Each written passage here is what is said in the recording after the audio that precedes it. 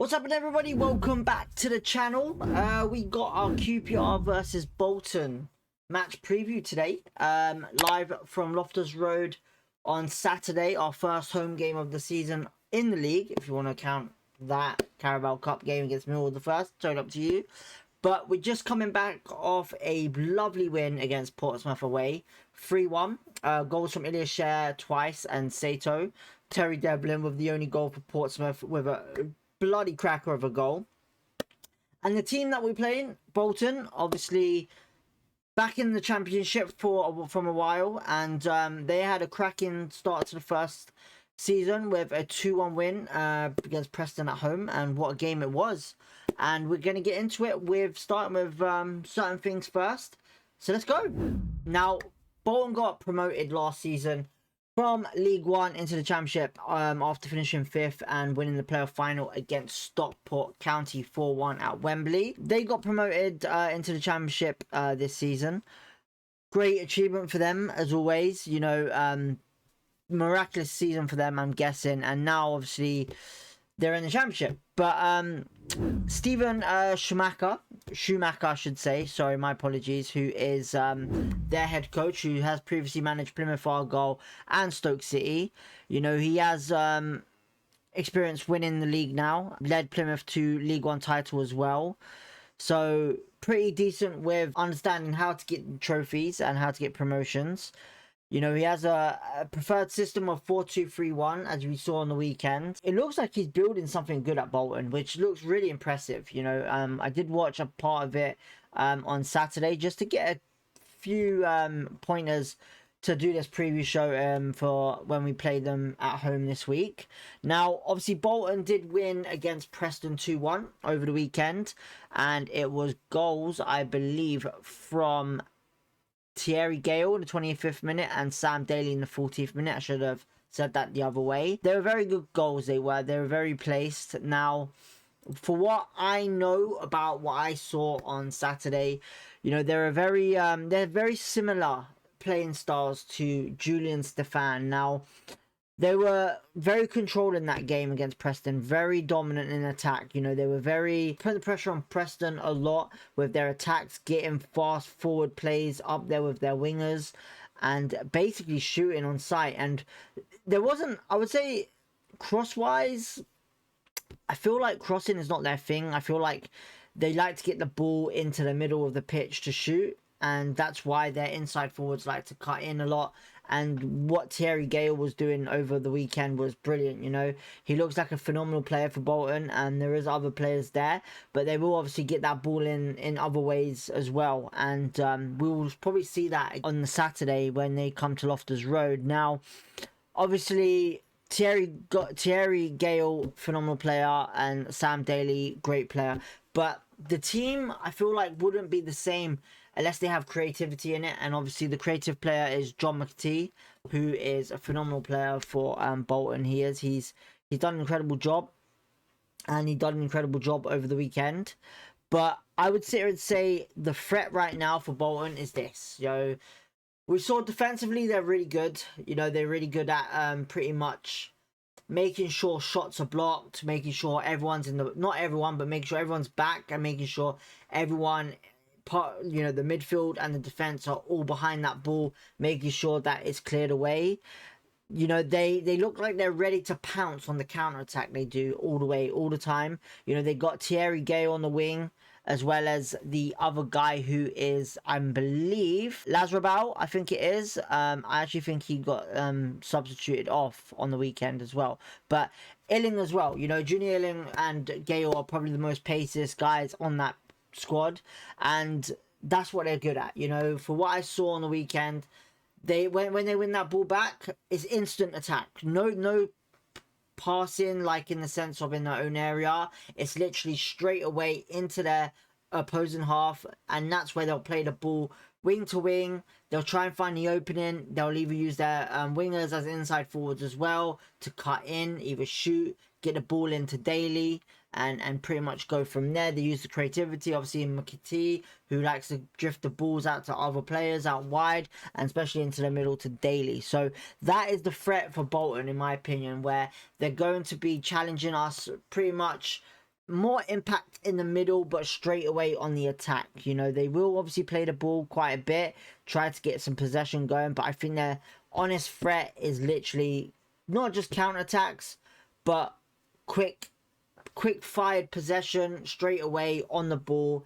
And sometimes that can be a problem for QPR as well, especially in the way we've been playing at the moment. So yeah, but that seems to be like a seam strategy of what Bolton have been doing. You know, I'm only going by the first game. I can't really say by last season because I haven't really had any time to watch any games from last season. But a lot of people have said to me that they're very alert on the counter attack as well. So yeah, that is something that is very interesting to see, and obviously we've got to be very, very careful with it. Transition wise, that's what that is, to be honest. And you know, they just want to carry the ball with more hunger. They do. You know, they like to they're like predators. You know, they go for the prey and pretty much go in to kill, and pretty much go off from there and try and go for the goal. You know, they go for that attack. I know it's a weird way to explain it, but it's the only way to say it, in my opinion. You know, there might be another way, but only way I can say it. So yeah. Now with obviously head to head with Bolton wise, you know, we have obviously had a couple of good results to them, but the last result I would say was a loss in 2019, I believe it was, at home. Bolton beat us 2-1. Will Buckley and Callum Connolly scored for Bolton. Naki Wells scored for QPR. We do have the advantage in more wins against them, and obviously 2 draws. And very interesting, obviously, to see what happens on Saturday. Hopefully we can get a win, the 3 points, stay top, get the goals, and go from there. Now, Bolton obviously have made a little bit of changes to their squad in the sense of recruitment. You know, David Watson, 21-year-old attacking midfielder from Kilmarnock, very talented player, very good youngster. That's what people are saying at the moment. Ben Davis, experienced centre-back, obviously everyone knows him. You know, he's joined from Rangers, obviously, Preston, Liverpool, Sheffield United, Birmingham, Oxford, all these pretty much previous teams. He does give Bolton that experience, and that's probably why they're so good in defence so far, is because they have that experience in him, helping whoever's there in the centre-back. Lucas Stevenson, who joined from Liverpool, permanently £750,000, I think it was. I'm not too sure if he's fit, but if I'm not mistaken, we'll have a look. Akin Femero, a centre-back. Killian Dong, young French attacking midfielder. Larazabal, the winger. Ryan Hardy, obviously everyone knows about Ryan Hardy. Very good player for Portsmouth he was. 74 goals during his time there. Lewis Brunt, signed permanently from Wrexham, he did. Illing, on loan from Villa, I think he is. What player he is. But it's very good recruitment for Bolton to basically sit here and say that their opportunities are to stay in the league. And I honestly think, looking how they played over the weekend, and obviously the signings now, and looking at certain things, I reckon them and Cardiff will probably be likely chances are to survive. You know, Cardiff still have a little bit more to do, but Lincoln, I'm not really too impressed just yet, but we'll still have a look at them. But yeah, Bolton wise, it looks very good on the depth of signings. Now, injury wise, obviously Ruben Rodriguez is injured. He'll be out against QPR. Xavi Simons, who we all know him personally from Hull City, QPR fans do. You know, we was interested in when Marty Fuentes was our head coach. You know, we did try to get him on deadline day, but nothing worked out there. But he is suspended still after getting sent off against Sheffield Wednesday in the Carabao Cup. Ethan Eron, I'm not too sure if he's available, but obviously, as reports go, he's just back in training, so he hasn't really had a pre-season, but we'll see if he does get confirmed on the day. But the major ones are Ruben Rodriguez and Xavi Simons. That's the only 2 players that I can see. Now, we obviously discussed about how Bolton really want to play. They're going to be very ruthless with us. So, especially even when we're at home, we got to be careful still. But I still think we'll have it in the bag. You know, I'm very bit worried still, a little tiny bit. But I honestly still think we have enough strength to sit here and say that after Portsmouth game and obviously ability of home games, I think we can do well. I think we get the 3 points, we do. So yeah, Bolton, you know, during obviously, like, I'll talk about this part when we talk about QPR, but key players to watch out for Bolton. John McAtee, obviously very good player, good at taking shots, you know, does them long shots, good at picking out players, likes the through balls, likes to keep the passing going. So yeah, Sam Daly scored 14 goals in all competitions last season, so he's one to watch out for up front. Thierry Gold, just very a very unique player. You know, he's going places, I would say, and for what he plays on the left wing, we'll talk about that with Mbenge obviously on the right soon.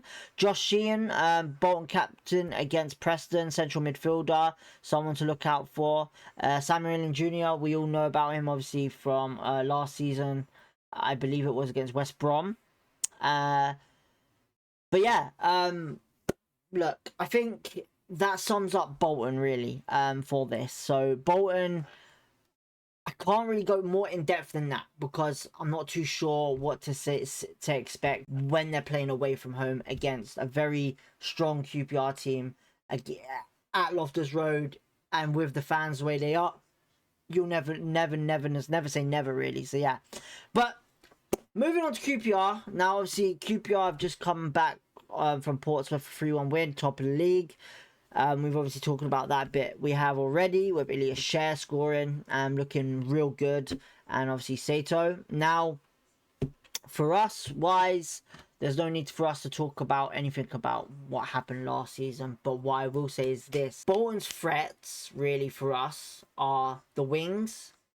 We need to make sure that Mbenge is doing what he does best to stop Gale from either cutting in or crossing the ball, but likely chances are he's going to be cutting in a lot.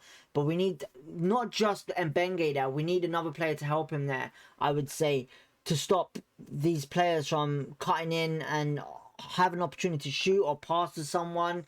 You know, also we need to make sure we don't let them in our goalie box, and that this is where it comes more important as well. So obviously everyone's seen how we're playing at the moment with Charles in goal and how the distribution of passes. Now this is going to be the killer threat. Now we need to make sure we get that ball into their half constantly at all times throughout the game. First minute to the 90th minute. We can't lack. We got to keep going. No stopping energy.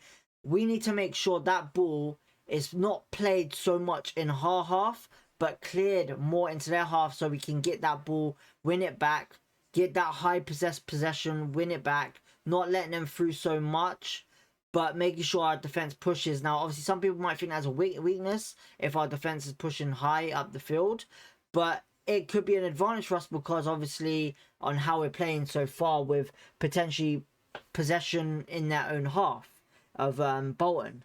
You know, we've seen some great performance in pre-season for us with the passing, and I'm very excited to see this. You know, wing backs are going to be very important in this game. Very much. I believe our midfield has to create a lot of chances, but I think the most thing that we need to make sure of is I think our threat for this one is going to have to come from the wings for sure. You know, we're going to have to play this ball out to the wings quite a bit, and hopefully some short crosses, maybe some long crosses, high, low, and make sure a lot of players are into the box to tuck it in as poachers. So we need to get a lot of long shots in as well, I think. You know, look, Ben Davis is pretty much a very tall player, probably the biggest threat, but I also think we need to probably push Jimmy Dunn into that box quite a bit, like we have seen before.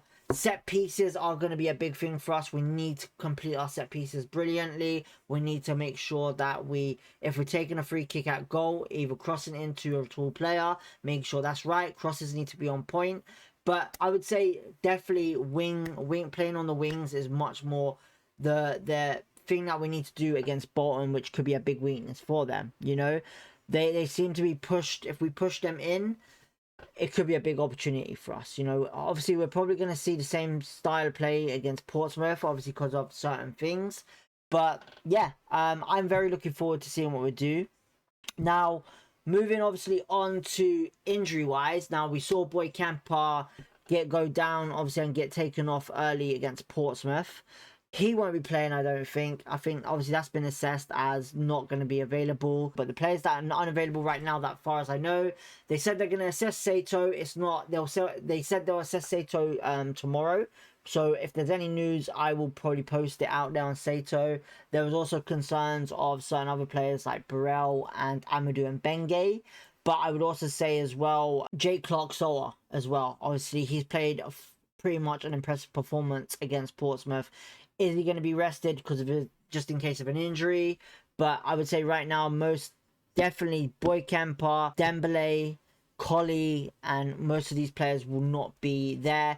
Madsen obviously is going to be assessed obviously before the game.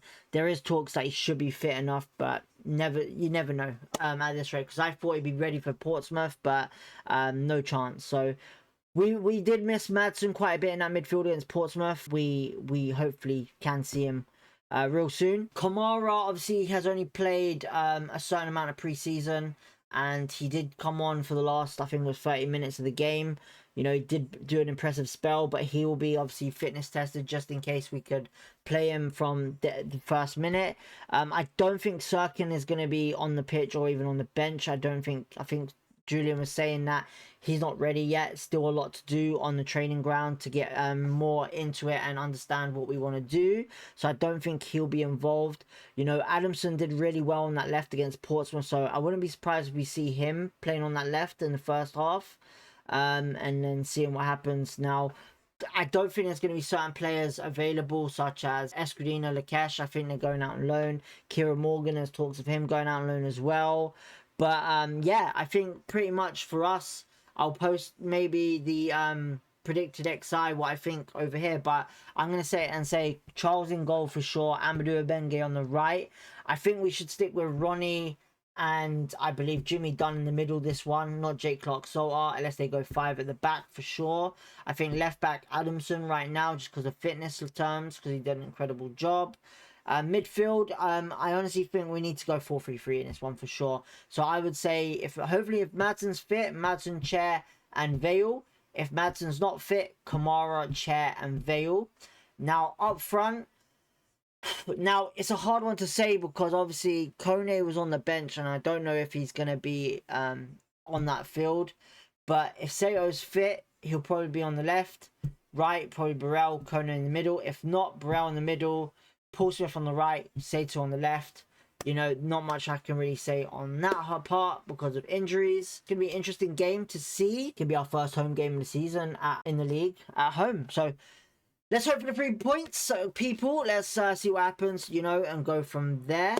Apart from that, that'll be it. Pretty much summarizing our match preview for tonight, or today I should say. And we'll be live on Saturday, hopefully by 2:30, maybe 2:15. We'll see what happens, but 2:45 will be the latest. So if you enjoyed the match preview, don't forget to hit the like button, subscribe if you want to. Peace, love, positivity as always, everyone. And don't forget to leave your comments below and let me know what your best XI for this game is. Catch you a bit, people. Have a great day.